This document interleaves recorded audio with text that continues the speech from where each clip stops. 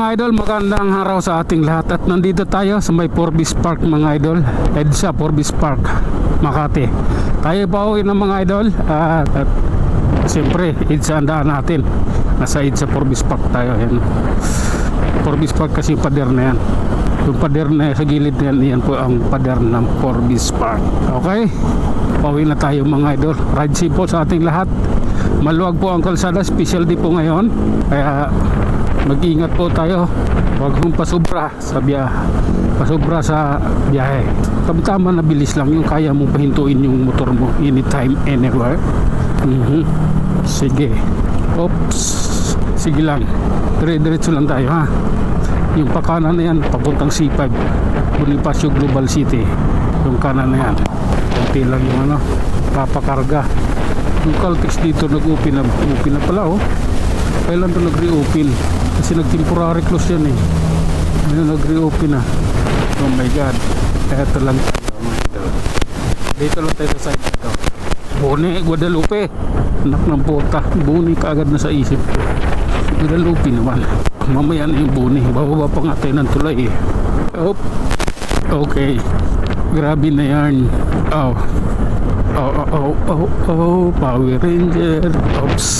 Sa Guadalupe na tayo mga idol. At ito, pababa na tayo ng tulay. Bahay pala yung sinusundan ko. Lady Riders pala yung sinusundan ko. Oh my god. Okay. Relax lang. Aray ko. Oh. Kala ko San Goku yung nagmumotor eh. Kasi yung kanyang helmet pang San Goku eh. Kala ko si San Goku. Okay. Ito na mga idol, totoo na ito. Pakit na tayo ng Boni. Hindi na hindi na fake news. Oh my god. Sige lang.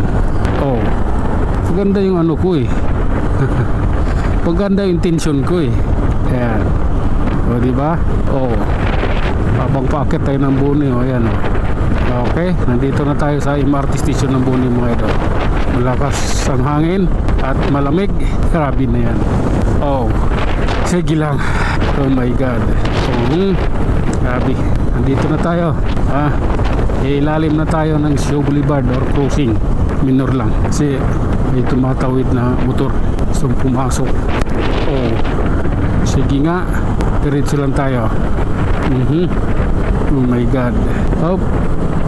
Okay. Oh lala. Ano yun? Bakit ganoon? Oops. Oh. Eto na. Talagang solid dito. Solid ang takbuhan pag ganitong ganito yung kalsada. Way back 1996. Ang EDSA nun maliit pa. Dalawang lane lang ang EDSA nun 1996. Ang tagal na pala Pag namalingki ako nung panahon na yun, Tutoy patawag sa akin. Ngayon pag namalingki ako, Lulo tawag sa akin. Hayop na yan. Nakakasama ng loob. Ano lang tayo, maintain na lang. Tapusin natin itong video pagbaba natin ng flyover mga idol. Hanggang baba ng flyover lang to. Oh my god. Sige nga. Grabe na yan. Mukhang tagilid itong video ko pala ngayon napupuno na yung ko eh. Yung aking tawag ditong storage ng memory. At yun na nga mga idol, hanggang dito na lang muna tayo tayo'y mag-iwan ng isang salita at lagi ninyong tandaan, ang buhay ay isang malaking pakikipagsapalaran. Hanggang sa muli, maraming salamat.